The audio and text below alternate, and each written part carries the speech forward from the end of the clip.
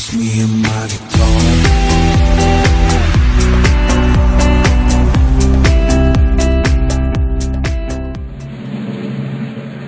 I pledge allegiance to the flag of the United States of America and to the republic for which it stands, one nation, under God, indivisible, with liberty and justice for all.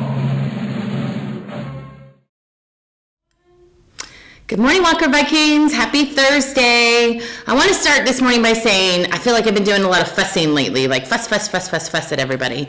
But I just feel like it's the time of year where we get a little antsy and you need to remember and remind yourself of some expectations. So when I tell you all the time what my expectations are, it's really to try to help prevent you from getting in trouble. I'm not trying to be mean. I am trying to be strict because we got, to work at a middle school with almost 1,000 kids, you got to be kind of strict so that we can all be safe. So I want to remind you of a couple more things this morning. I know I spent a little bit of time fussing yesterday afternoon, but once you enter this campus in the morning, you may not leave campus again. If your parents drop you off early, you have to stay here. They don't drop you off and then expect you to walk off campus. That's not the way it works. Once you are here or you walk on campus, you must stay within the gates. If you leave, it is considered skipping in truancy. So once you come through those gates, you need to remain on this campus. All right, next. Please don't sit in front of the Family Service Center. I know that bench is really nice there. It's shaded. It's kind of private, out of the way. But that is a business, and there are families coming in and out of there to receive the services from the Neighborhood Family Center.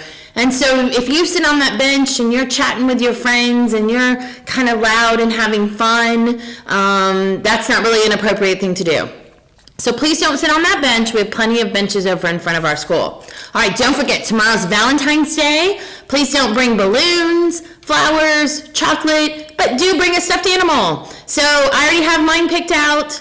I'm going to have it with me tomorrow. Feel free to walk around with it. Don't let it get you in trouble. Like, don't let it make you be late to class. And then also, if your teachers ask you to put it away because it's being distracting, then it needs to be small enough to fit in your backpack. Or just set it on the seat next to you and let your stuffed animal do algebra with you, or English with you, or civics with you, whatever it is, okay? But let's just try to keep it at a minimum, but have your friend with you tomorrow. Okay, I have some glasses. They are lost and found. I am pretty sure that people are looking for these, and you need them. So I have this pair of prescription glasses. If they are yours, please come to the front office and pick them up. I'm sure your family would be happy to know that they are found. And I also have this pair of glasses.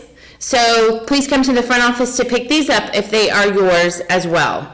I will be calling those 8th graders down to sign your behavior contract today, and 6th and 7th graders who were in the tardy sweep yesterday, you're going to be assigned Saturday school for next Saturday.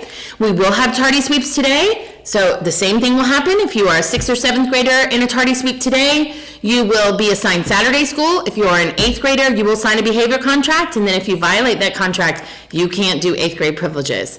I did a phone call last night to most 8th graders' families to let them know that you would be called down today to sign a contract, okay? So we got to be on our best behavior.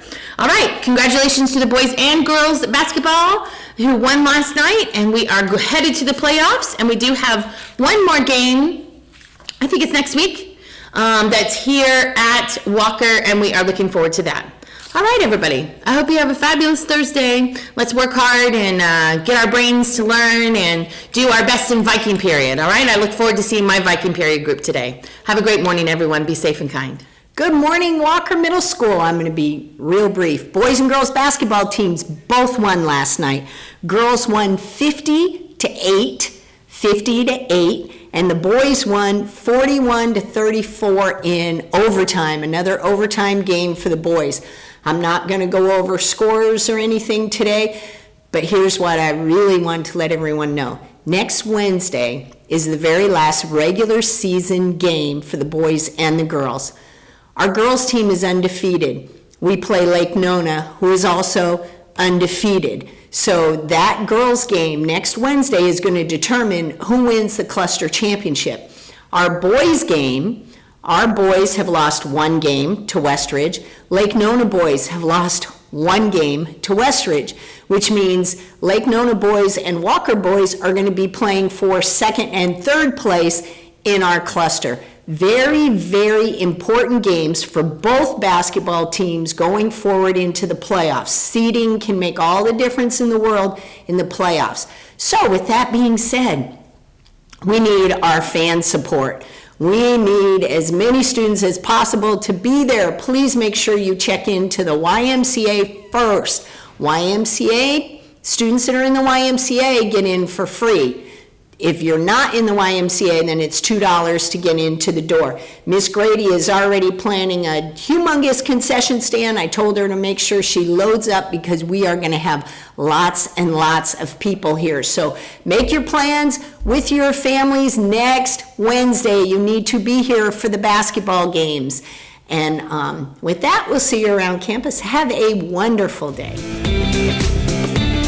Join the After School Zone and Summer Zone for the experience of your life. The Zone is a safe place for Orange County middle school students to have fun with their friends and learn new things like robotics, STEM, and the arts.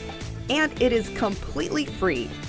Register at a middle school near you and get in the zone. To be the first in anything takes courage, it takes incredible fortitude. When I think of first ever, I think of heroes. I think of the black surgeons that came before me. I look at the unknown slave, their blood paved the way, was the mortar that joined the bricks that paved the road for black man's freedom.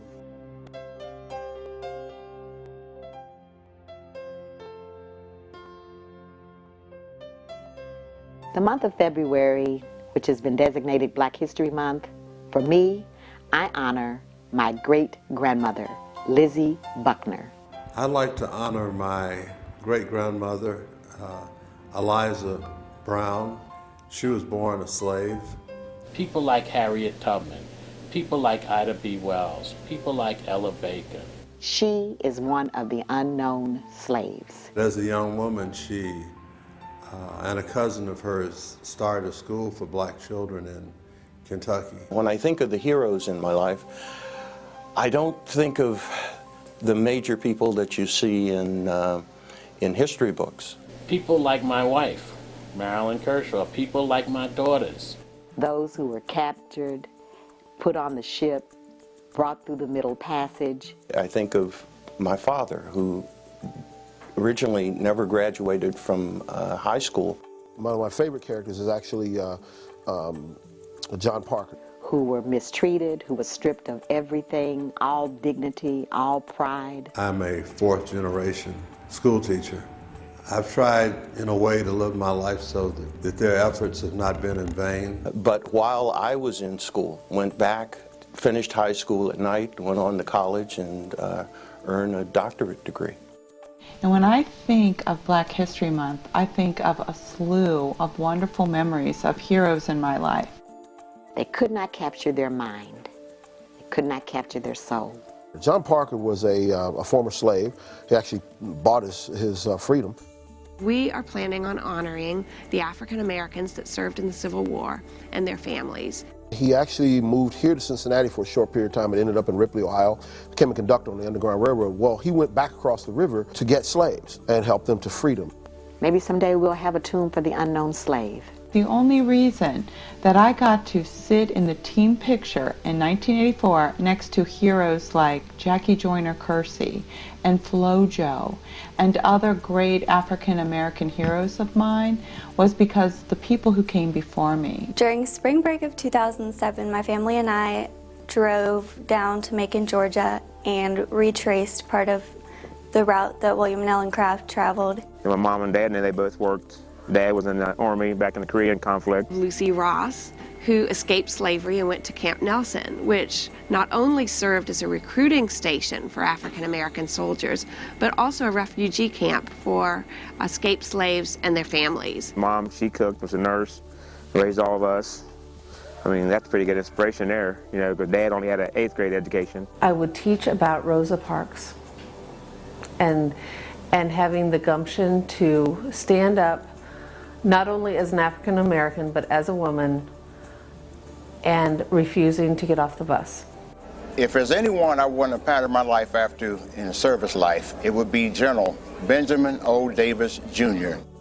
William and Ellen Craft, who were former slaves, inspired me and influenced me because they were slaves and they left Georgia during the Civil War and went to England. How would you feel if you were not allowed to play with a person because of their color? He was a staunch leader of the Tuskegee Airmen during World War II.